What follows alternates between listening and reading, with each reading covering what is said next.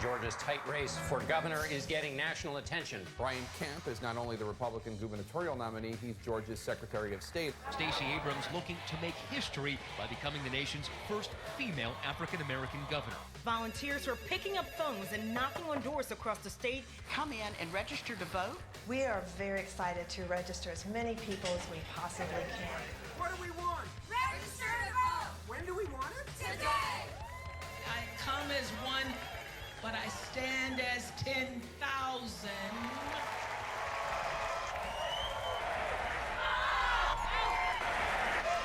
Pull back that veneer. And you see something really rotten happening. It's almost like termites coming in. They're in the wood, they're eating the wood away, and you don't even realize your house is getting ready to collapse until it's almost too late. We have a historic decision today, striking down a key part of the Voting Rights Act, a civil rights law passed back in 1965. The Supreme Court essentially said racism is over, and these communities don't need to pre-clear these changes anymore. This decision leaves virtually unprotected minority voters in communities all over this country. We are witnessing a tidal wave of voter suppression around the country. If you look at Alabama, Arkansas, North Carolina, Ohio, Kansas, North Dakota, Michigan, Wisconsin, and Georgia, which is becoming ground zero. We've got to understand, this isn't a Klan cross burning. This stuff is very bureaucratic, it's very mundane, it's very routine, but it is lethal. For spacious skies, for amber waves of grain, for purple mountain majesty above the fruited plain. My name is Bobby Jenkins. I live in Cuthbert, Georgia. The county is Randolph County. I spent about almost 35 years in education. I'm superintendent of schools. My name is Loretta Brown. I live in Morgan, Georgia, and I grew up in Randolph County. I am the state advisor for the Georgia NAACP Youth and College Division. My name is Lewis Brooks. I live in Thomaston, Georgia, Upson County, and I've been living here my whole 89 years, except the 2 years I spent in service in Korea. In I believe it was 55 or 56, that's when they started to letting black people vote in Upson County. When I went to register to vote, it was tough. They asked me all kind of questions to try to keep me from registering. I passed the test. Once I got my voting right, I decided I wasn't going to let anything stop me from voting.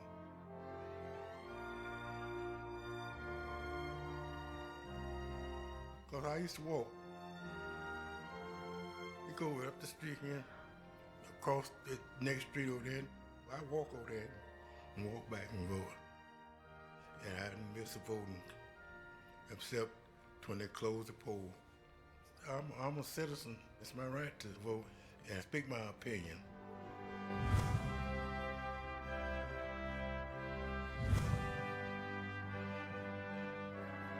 I saw this ad saying that there was a proposal to close 7 of the 9 precincts in Randolph County.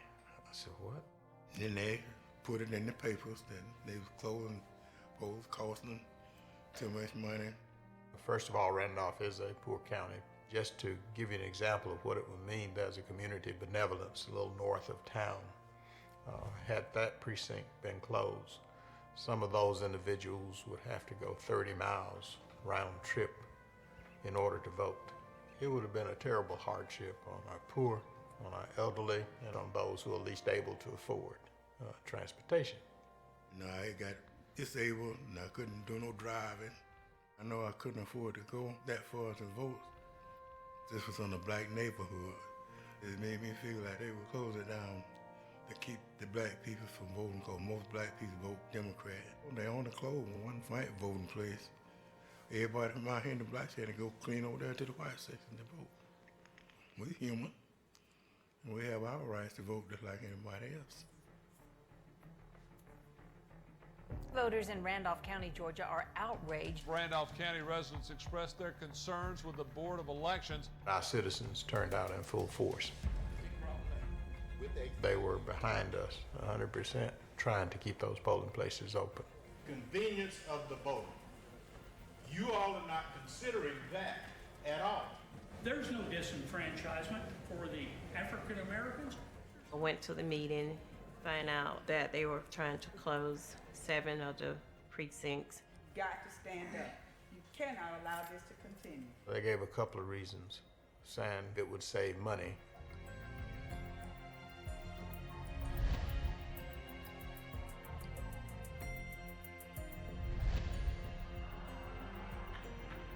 The other one was that several of the polling places were not ADA compliant. The thing that was so ironic is we voted that way in May.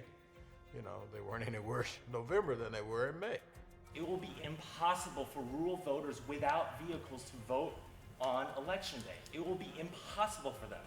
They will have to walk 3.5 hours just to get from one of these polling places to Cuthbert and Showman. We did petition to keep it open. Pressure from the residents, civil rights organization, speaking up, speaking out.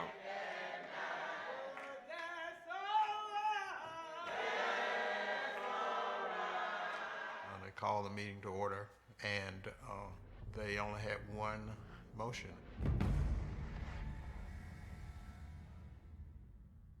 They voted to keep them open. The news of what was happening here in Randolph County went worldwide. The incident that we experienced threw the spotlight on everything else that had been going on.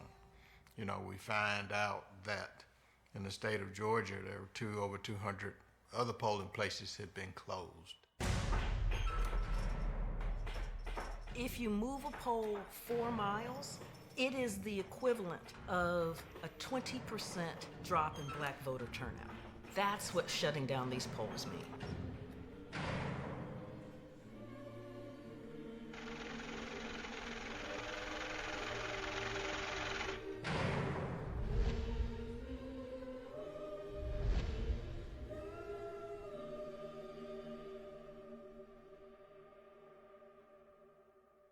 With 2 months to go, the race is heating up in Georgia. Stacey Abrams' campaign feel they have the momentum behind them, and many of the polls we've seen so far support that.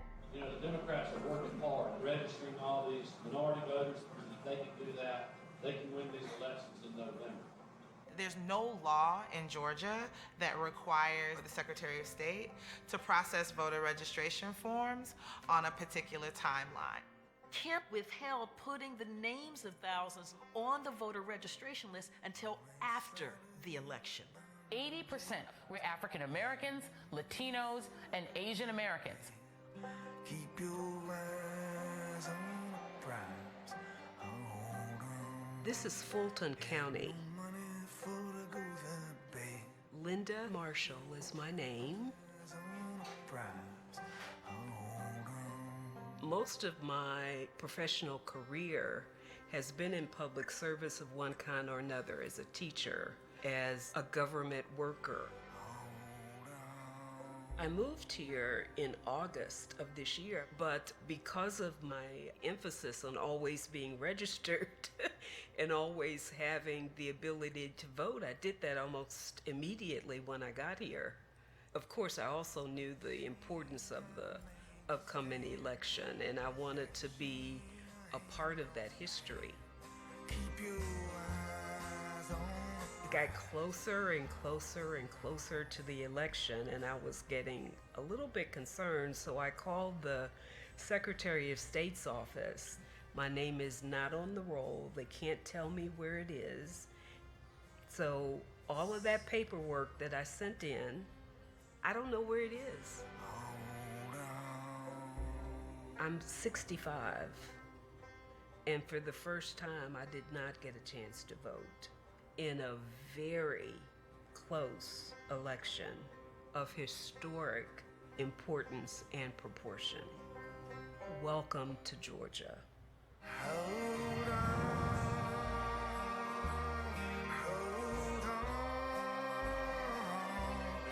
Keep your eyes on the prize. Hold on.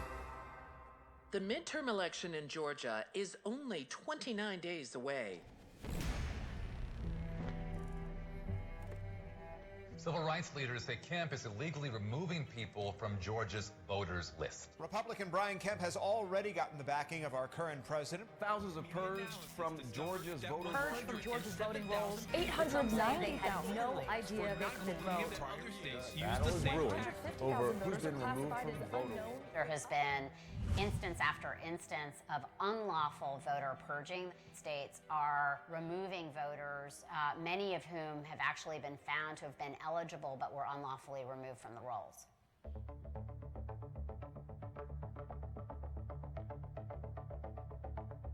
I received the purge notice. So I open it up and I read the first sentence. I, along with 380,000 Georgians, received the same notice. That's an especially pernicious way to prevent people from voting.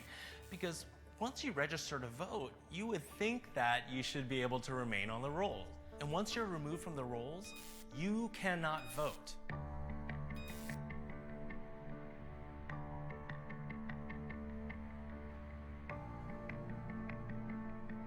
I went out and got the mail, and there were 2 letters in there. They looked official. You're hereby notified that the City of Thunderbolt has challenged your right to vote. The City of Thunderbolt states that you no longer reside within the municipality. My license is valid, my address is valid, I own this home. Why are you questioning my right to vote?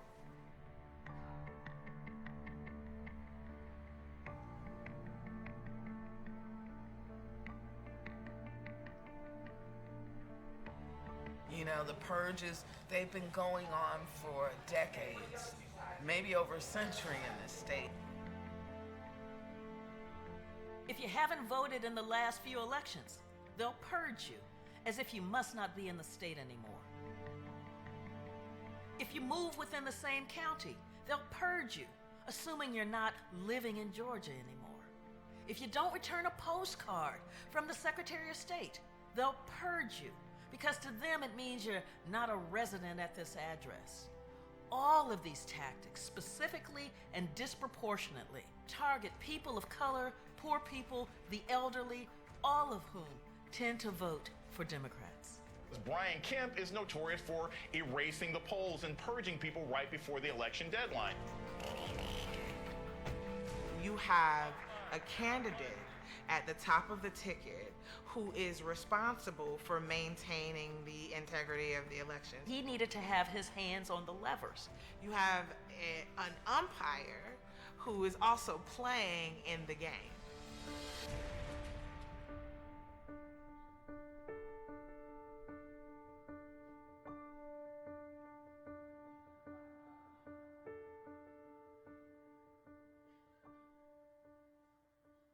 Less than 20 days away from the midterms now. The race for Georgia's governorship is a toss-up. Literally is a dead heat. This governor's race is already one for the history books, but it's also seeing record numbers of requests for absentee ballots, especially from African-American voters. At a time where we're seeing roughly almost half of the people who've turned in an absentee ballot are people of color, that's a really, really good sign for Stacey Abrams. We caught them off guard by running such a large-scale program and mailed 1.6 million African Americans an absentee ballot application. In this midterm election, the absentee ballot requests are even outperforming presidential years. So that is startling and eye-popping and something that we need to dig in on to see what's going on there.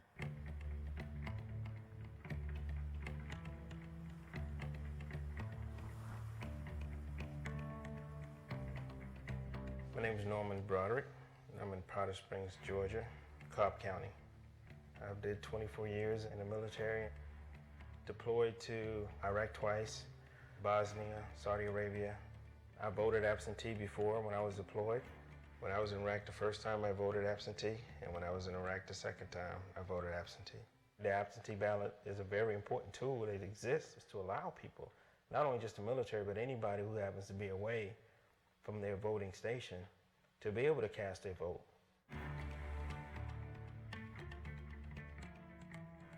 My name is Peggy Shu. I'm from Johns Creek, Georgia.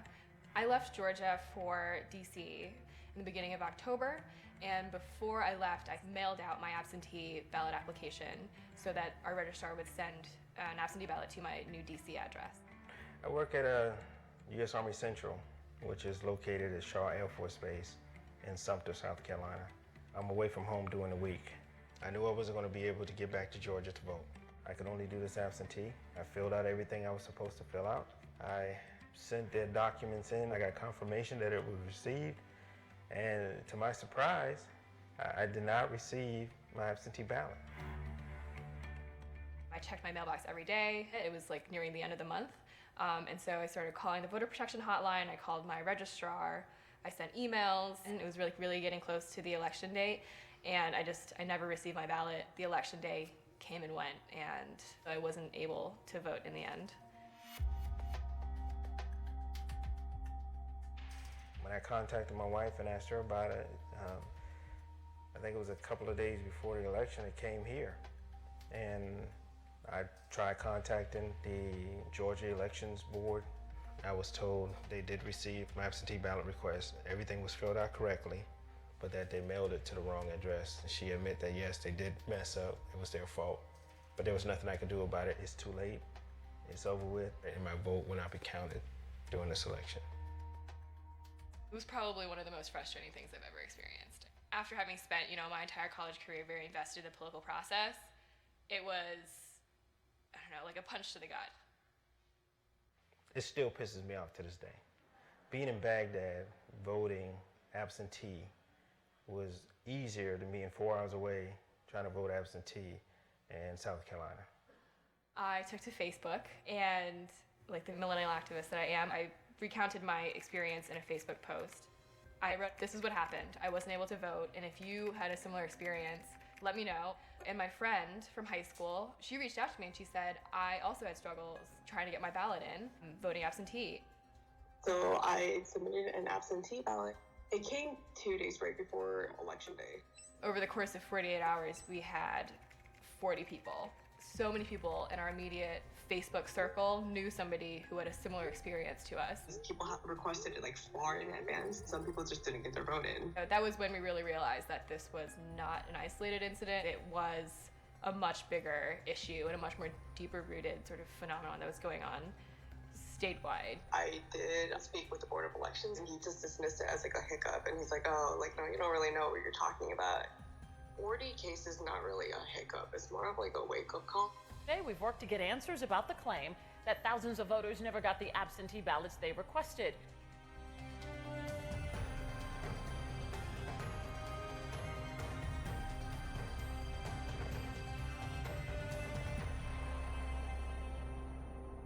Great Tuesday morning, Election Day. The race between Abrams and Kemp is literally neck and neck. Their fate is now in the hands of voters. The day is finally upon us. The midterm elections are happening. Voters head to the polls in one of the most intensely fought midterm elections. The race for Georgia's governorship is a toss-up. I live in the South. I'm always worried about Election Day. Have a great morning and go vote. Oh yeah, gotta go vote today.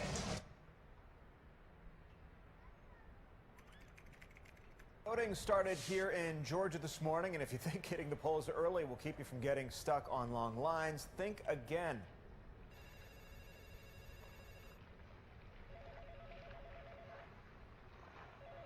Voter Protection Hotline, how can I help you? Voter Protection Hotline, how can I help you? I've never seen one. The line hasn't moved in over an hour. The line is running out. I really thought I was going to be able to run in and run out like I usually do.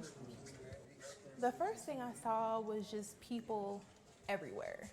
So we stood there for a while without moving. And then we would inch up.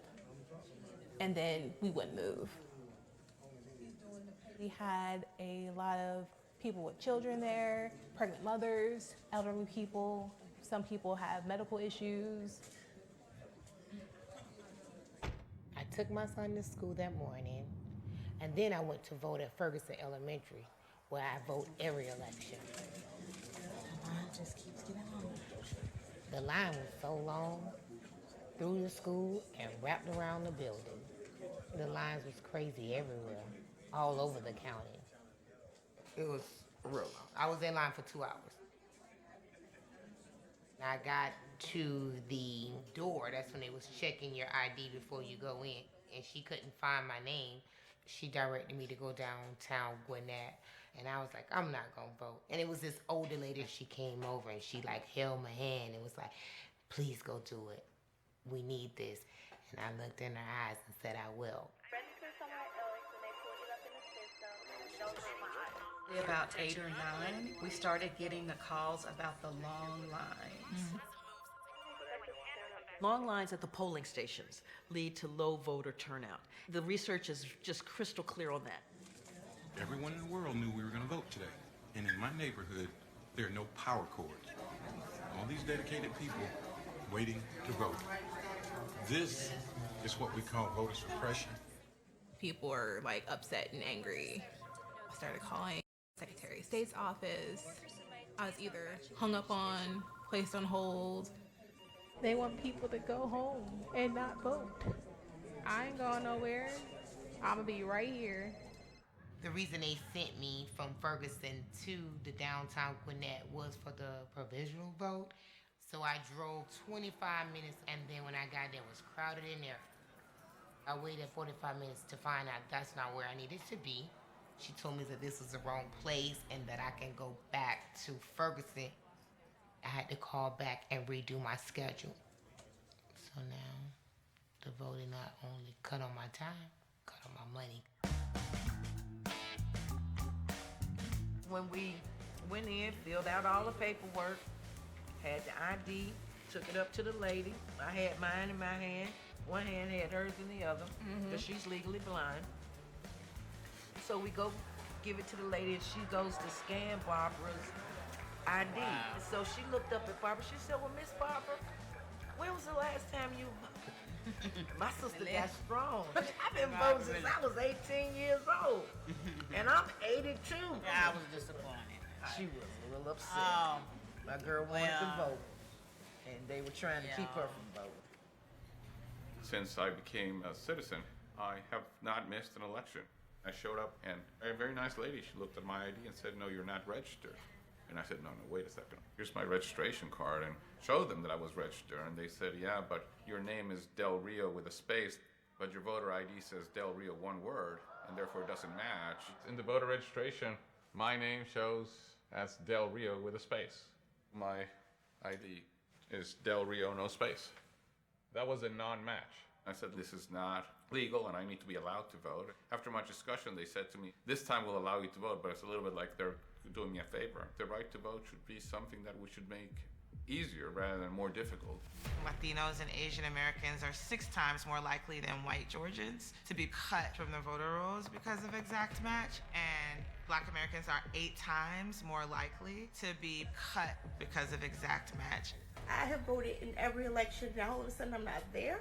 Controversy surrounds the state's exact match law that put the registrations of 53,000 voters, most of them African Americans, on hold because of discrepancies in the way their names are spelled in state databases. People of color have names that are a little bit less typical, and that's where the errors are at their highest. Brian Kemp knows this. A group of students will not have their voices heard at the polls, at least not in Georgia. They're turning a bunch of students away over here. We're showing up here and at the Booker T. Washington location, and their names were not on the actual roll.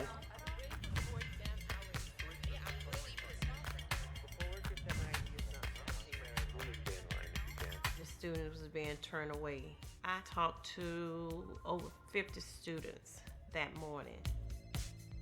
First, they told me I was at the wrong polling station. They said, you didn't get registered. I was like, what do you mean? And there was only about 4 voting ballot booths. They didn't process my registration didn't go through. I walked back to my dorm and said, I guess I just won't vote. Just before I went to vote, I had been in an African American history class where we were actually talking about voter suppression, about what was it like for people that were going to vote. I filled out a little slip of paper, gave it to the poll workers. They looked up at me and they said, it's coming up in our system as though you're not a citizen of the United States. I just sort of looked at them like they had 2 heads. Like, I'm sorry, I was born in New York, what? When I got to the front of the line, they informed me that I was registered to vote, but not in Doherty County. They were telling me that I was registered back home in Winter Robins, where I was from, and I've never voted there. I've never even been registered there. The thing was that I had brought proof that I was a U.S. citizen. I had with me my driver's license, my passport card, and my Emory student ID, but they would not look at the passport card whatsoever to prove that I was a citizen. I walked out crying. What I learned in history class just hours before, this happened to me in 2018. I had been through and participated in voter registration drive on campus, within the community. It was just like, wow, after all of this, I'm not going to be able to vote myself. Like when I was growing up, voting was a thing. It was an event. And so little me is trailing behind my parents watching them vote. My parents would take me to the voting polls every time when I was little. I would go in and I would help them fill out the bubbles. I get a chance to vote, and then you get there and the experience is just terrible, and you have to call your mom and be like, why is this so hard? You never told me it would be this hard. This was huge for us because Stacey Abrams was actually a Spelman alum. History would have been made, and it would have been made by my Spelman sister. If there is no one who gets to 50% tonight, Robin, there will be a runoff in December. We'll find out as the day and evening goes on. Voter Protection Hotline, how can I help you? Are they letting you know now? Are you really kidding me? Old people who can't vote, there's young people who can't vote, there's people in every county who can't vote. It just created this intense fog of confusion across the state.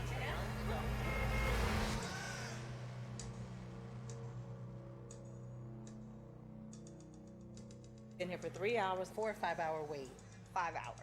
This is way, way too long for us to stay and vote. How long have you waited in line here? About 3.5 hours. And have you decided you can't stand it? You can't take it anymore? Or are you going to go home? I'm hurting. I'll be back. I got to go take some medicine. It was really good. The lines weren't too long, and everyone was super helpful. We don't hardly ever have to wait here. It's always a pleasant experience up here.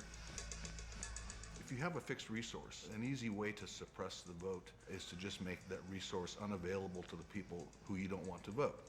And that's exactly what happened in the 2018 election here in the state of Georgia. In places like North Fulton County, which are wealthy, there were more machines than anyone could ever use. In black neighborhoods, there were a quarter of the number of machines that were needed to service the population. Lots of people left without voting. It was people just dropping off when it became 2 hours, 3 hours, 4th hour. It was very heartbreaking. All it takes is a little walking away at 159 counties to influence an election. A little here, a little there, and then in a race like this, which was so close, there you go.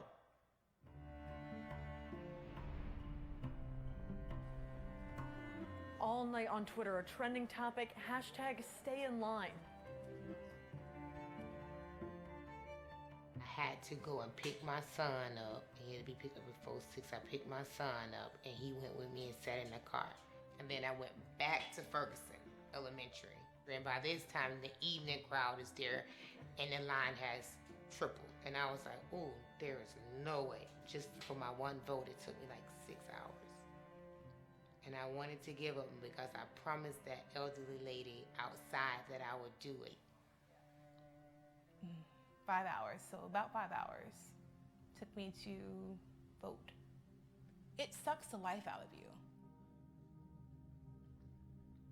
I'd been in people's homes, I'd been in their neighborhoods, I'd held their hands. And so to get to election night and to start hearing more and more stories of voter suppression, to hear more and more from people who were told that they couldn't vote or who were turned away or had to give up because of 4-hour lines, that broke my heart.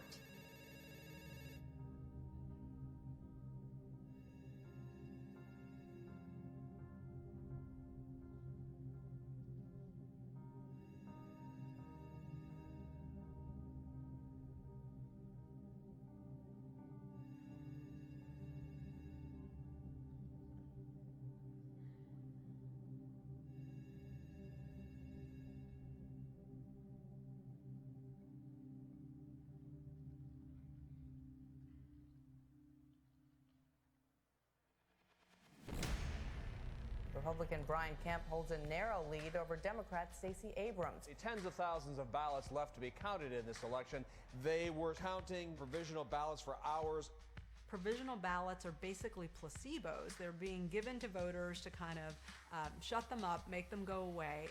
The next day, I was so excited because they were saying that it was a close race. I was like, oh, let me make sure that my vote count. So I called there, the number that was on the paper that I got from the voting poll. And she go, oh no, they counting every vote. You don't need to call. I called my mom to double check. My mom worked for the poll for 20 some years. And she said, no, that's not true. You call back to make sure the vote count. And someone else says to the phone, and I got the same thing. No, you don't need to call back. We counting all the votes. We just started discovering so many people voting provisionally. We realized, oh, you voted provisionally, so you might have to come back here the next day and show your ID. Is that something you know? And they're like, no, I already voted. Like, I'm good. But you have to come back within 3 days with the documentation to prove you are who you say you are. When you have a large working class population that has to punch a clock, that's really tough. You've lost pay from work trying to vote. That's a poll tax.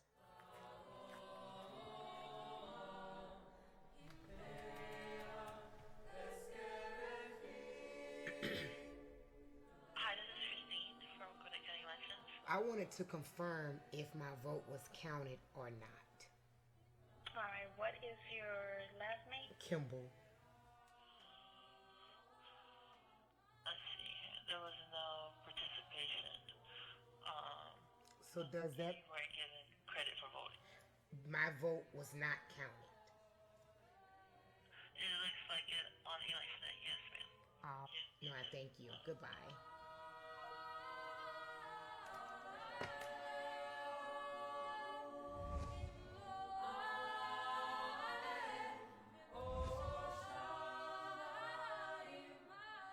Last night, my opponent ended her campaign. The election is over, and I'm honored to be Georgia's governor-elect. I acknowledge that former Secretary of State Brian Kemp will be certified as the victor in the 2018 gubernatorial election. But to watch an elected official baldly pin his hopes for election on the suppression of the people's democratic right to vote has been appalling. This is not a speech of concession. Because concession means to acknowledge an action is right, true, or proper. As a woman of conscience and faith, I cannot concede that. This is systematic. If you look at what has happened across this country in the last 5 years, 40 states have passed some kind of law to make it more difficult for people to vote.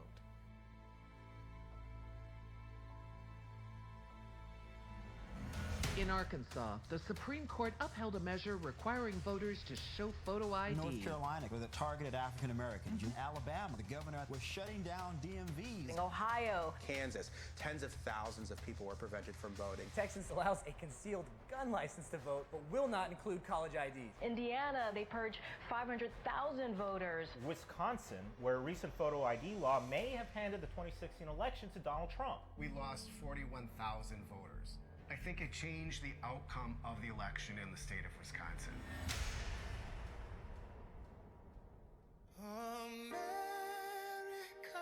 We are not going to let them take from us what our grandparents and parents fought and suffered and died to give us in the first place. We are here to resist an ID law that is undemocratic, unconstitutional, and immoral.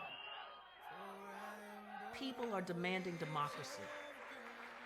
In Washington, there's a new Native American Voting Rights Act. New Mexico now has same-day voter registration. Colorado, Nevada, Florida, and Arizona all passed laws restoring voting rights to those formerly incarcerated. Indiana blocked a law that would have allowed purging. New York, activism led to an expansive package of voting reforms. Michigan, a ballot initiative to end extreme partisan gerrymandering. And there's national legislation now to restore the Voting Rights Act.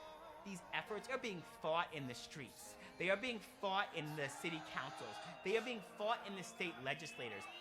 We belong together. We are all part of the fabric of this country, and we understand what's at stake. any voter suppression law is not just about black people, it is about America itself. On my mother's dying bed at 92 years old, former sharecropper, her last words were, "Do not let them take our votes away from us." We have the power to change this. We are going to vote you out so that we really do have fair and free elections.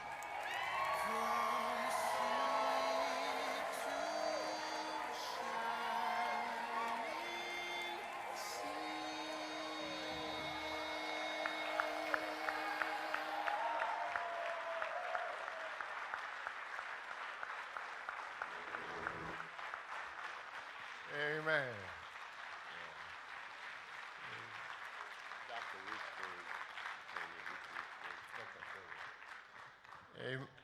Amen. Thank you, Dr. Boyd, for making this available, for sharing it with us.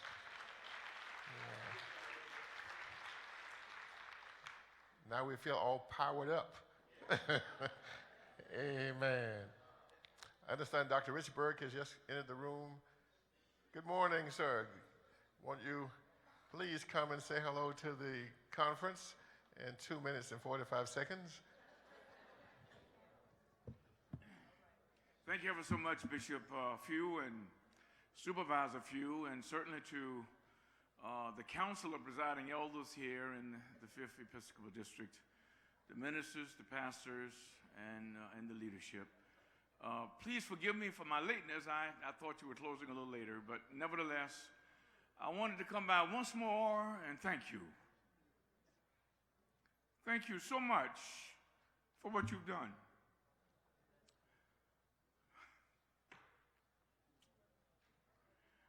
I commend you to support Francine. I do.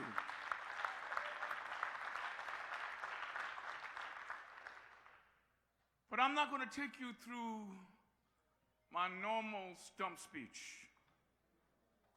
All I'm going to say is, my name is Caesar Richburg, and I'm the pastor of Bethel Church in Columbia. Grew up in a little small house in Sumter, South Carolina. And know that God has called me for this.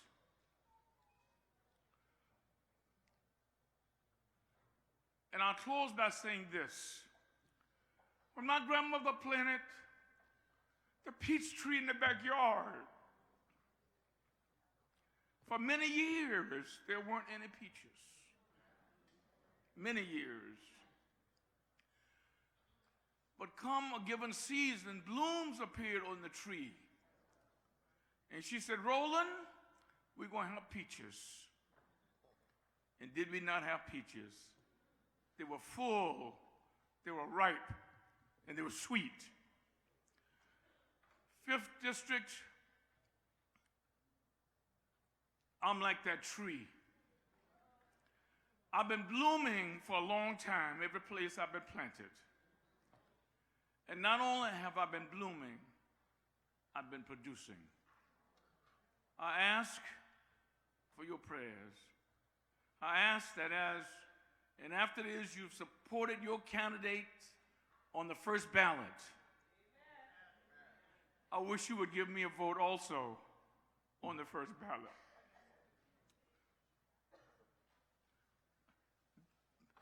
Hey, listen. Thank you for allowing me to greet the district, Bishop. I'm honored and I'm grateful. Thank you. Amen. Always at home. Praise God. Thank you. Thank you. The schedule of the annual conferences is in the back of your booklet.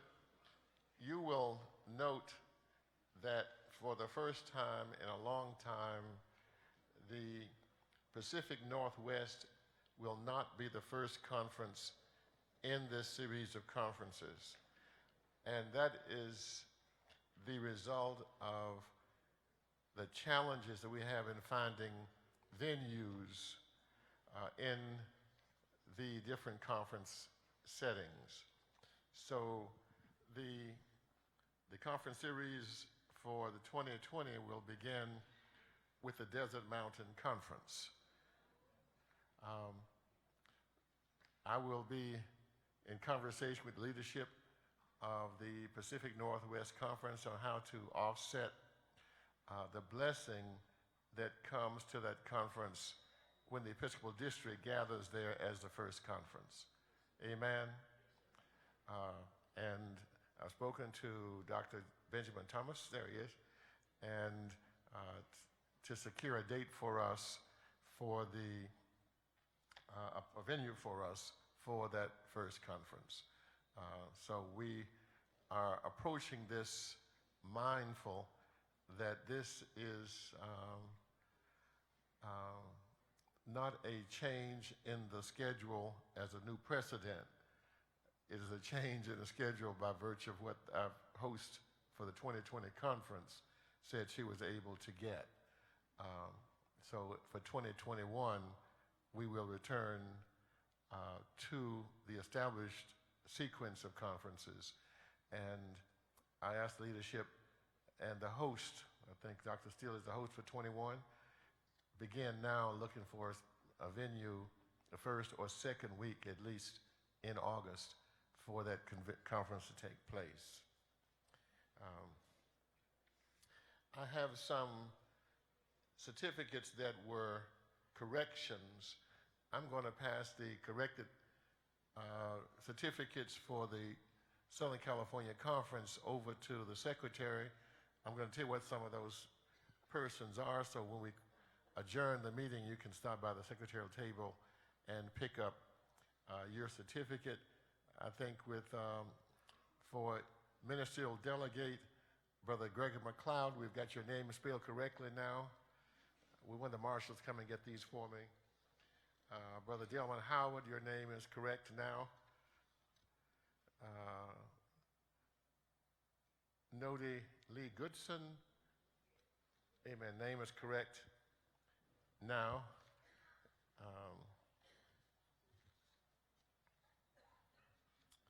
Dr. Albert Edwards III, we didn't have his certificate earlier, so give this to the secretary who will make certain that these are mailed. The lay organization, there were a couple of certificates we failed to print. Nixetta Williams, recording secretary. Would you stand so I can see who you are? You got to go to the secretarial table. And we failed to call the name of our director of lay activities, Jackie DuPont Walker. Amen. So your certificate will be with the secretary.